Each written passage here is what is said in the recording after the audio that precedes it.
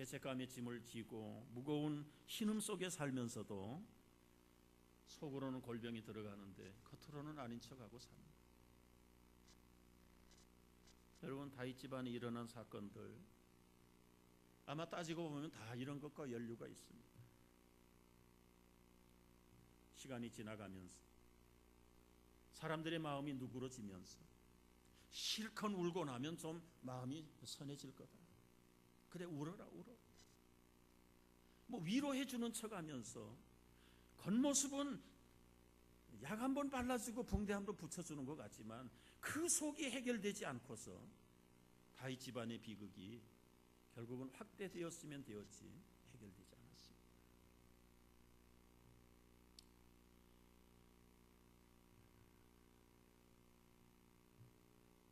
압살롬이 반란을 일으켜서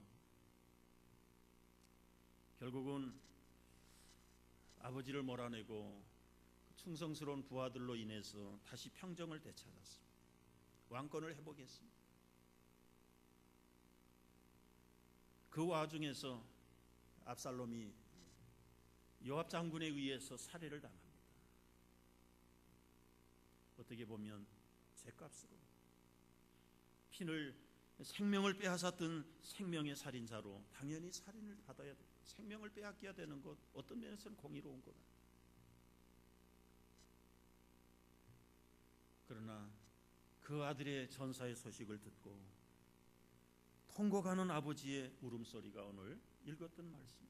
오 압살롬아, 압살롬, 내 아들아, 내 아들아, 차라리 내가 너를 대신하여 죽었더라면. 여러분, 여기서 우리는 어떤 교훈을 받습니까? 문제가 일어났을 때 그 문제가 결국은 실수라면 덮고 넘고 참고 넘어가고 무덤 속에까지 덮어줘야 되는 것이 미덕이에요. 그러나 그것이 그런 실수나 후회 정도의 거리가 아니라 하나님 앞에, 말씀 앞에, 양심 앞에 죄와 더불어서 일어난 일들이라면 그것은 덮어가지고 될 일이 아니에요. 시간이 지나간다고 해결될 일이 아니에요. 다른 사람에게 책임을 전가한다고 될 일이 아니에요. 여러분, 지난 날들을 곰곰이 생각하는 한 달이 되십시오. 어떻게 후회 없는 삶을 우리가 준비할 수 있겠습니까?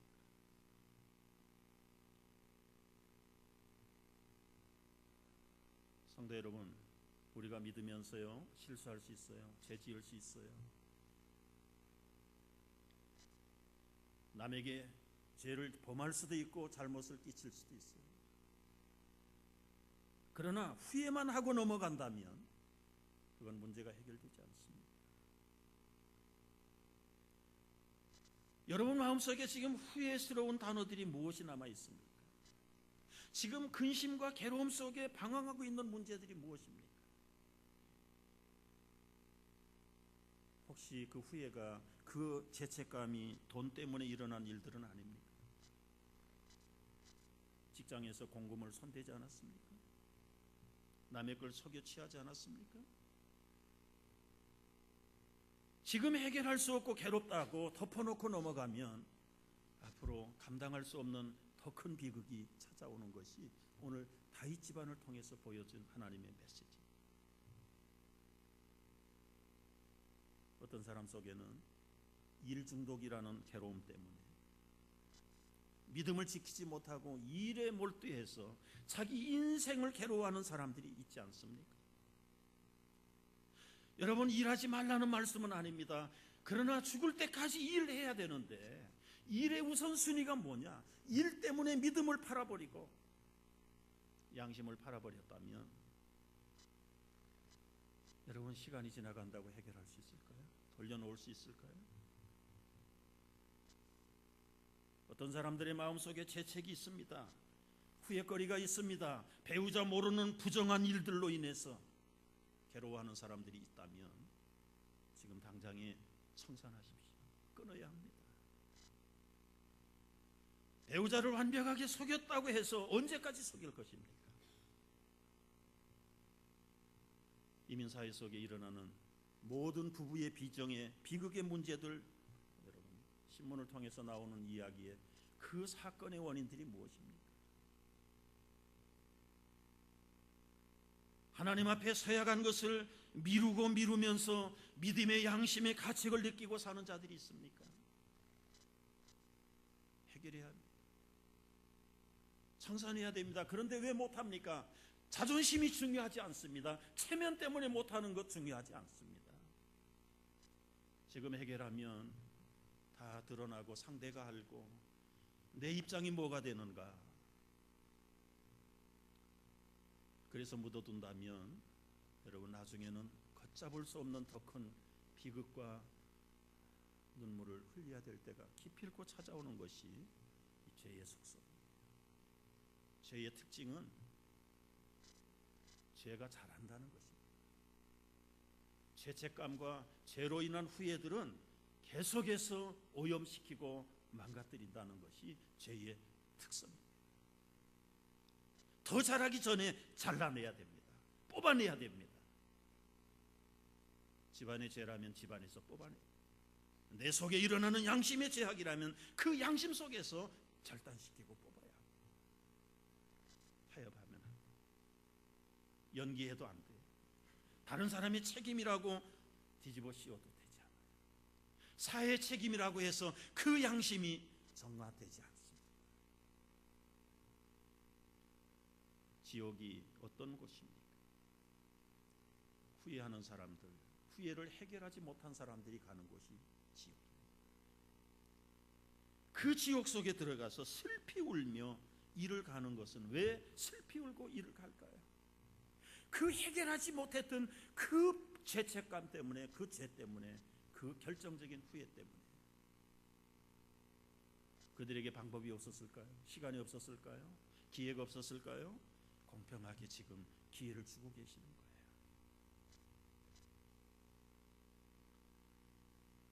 여러분, 우리가 후회 없는 삶을 위해서는 철저하게 하나님 앞에서의 우리의 모습을 알아야 됩니다. 두 번째 모습이에요. 그 후회와 죄책을 통해서 하나님이 나에게 무엇을 원하는지 알아야 되는데, 하나님이 원하는 건 두 가지예요. 내 죄를 인정하라는 거예요. 내 잘못을 시인하고 다른 사람에게 전가하지 말고 변명할 필요도 없고, 부끄러움이 있을지라도, 때로는 내 인격이 망신을 당하는 한이 있을지라도 털어놓고 인정을 하고 주님 앞에 용서를 구하라는 것입니다. 잠언 28장 13절 말씀 이렇게 되어 있습니다. 한번 같이 읽어볼까요? 자기의 죄를 숨기는 자는 형통하지 못하나 죄를 자복하고 버리는 자는 불쌍히 여김을 받느니라. 차라리 못 본 척 넘어가면서 불안에 떨고 있어 삶을 사는 것보다 자수하여 광명 찾으라는 말씀이 오히려 우리에게는 실감 있는 말씀입니다. 사람 눈을 속이고 사람에게 들키지 않았다라고 그것이 해결되는 것도 아닙니다. 우리 하나님의 불꽃 같은 눈앞에서 우리의 죄를 숨긴다. 언제까지요? 결코 숨길 수가 없어요. 차라리 이실직고하고 그분으로부터 불쌍히 여김을 받는 것이 구원의 길이요, 사는 길이요, 자유를 회복하는 길입니다. 여러분, 주님 앞에 십자가를 바라보고 용서를 구해야 돼요. 주님은 십자가에서 우리를 회개하기를 기다리고 용서를 구하기를 기다리면서 지금도 피와 물을 다 쏟고 계세요.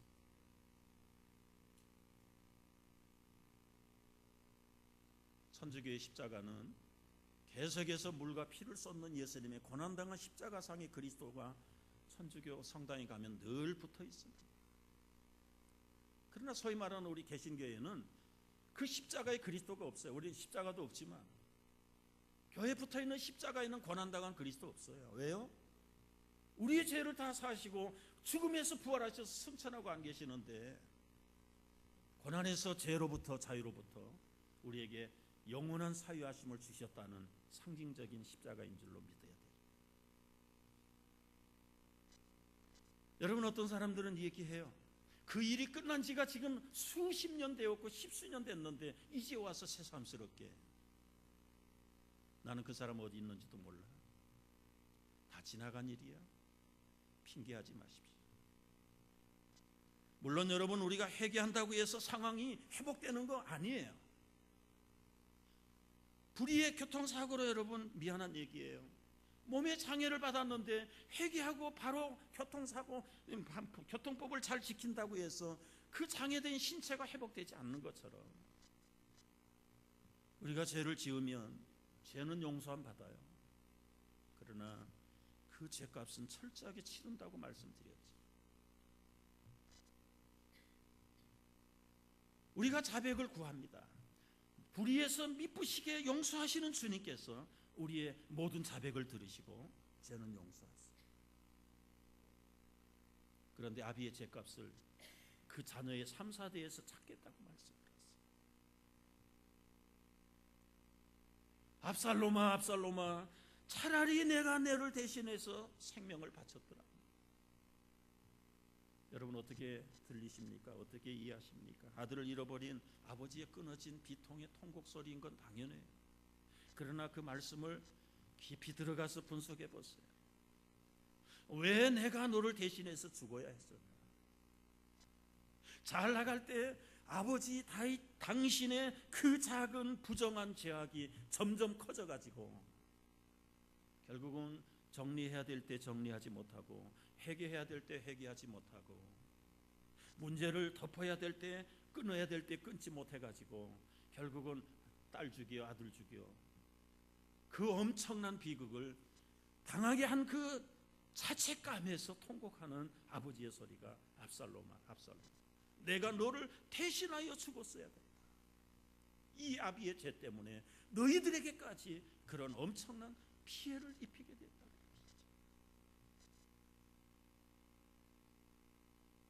여러분, 이제 말씀을 정리해야 될 시간입니다. 하나님은 공의하신 분이시고요, 우리의 후회가 우리의 죄책을 그대로 눈 감고 가시는 분이 아니세요. 단순한 실수요, 우리의 지혜가 없는 허물 정도야 얼마든지 부끄러운 기억으로 우리도 기억하고 넘어갈 수는 있지만 그 죄로 말미암은 후회의 근심, 죄책은 10년이 지났어도 30년이 지났어도 해결을 해야 돼요. 어떻게 해야 됩니까? 구약시대에도 그 어미하시고 진노하시는 하나님께서 그 죄로부터 구원할 수 있도록 길을 열어놓았어요. 히브리서 9장 13절에 보면은 염소와 황소와 암송아지의 죄를 부정한 자에게 뿌려서 그 육체의 정결함을 하여 거룩하게 하거든 하물며 영원하신 성령으로 말미암아 흠없는 자기를 하나님께 드려서 그리스도의 피가 어찌 너희 양심을 죽은 행실에서 깨끗하게 하고 살아계신 하나님을 섬기게 하지 못하겠느냐. 구약시대에는 짐승의 피를 가지고도 그 양심의 가책에서 자유함을 얻고 죄로부터 용서함을 받았는데 독생자 예수 그리스도가 흘리신 그 거룩한 보혈로 그 피로 능력으로 말미암아 우리의 죄를 정결하게 하지 못하겠느냐. 여러분, 이것이 십자가에서 죽으시고 부활하신 그리스도의 우리를 향하신 믿음의 축복이고 특권입니다. 교회 댕기는 것으로 우리의 죄책이, 우리의 후회가 사라지는 거 아닙니다. 십자가 앞에 나가야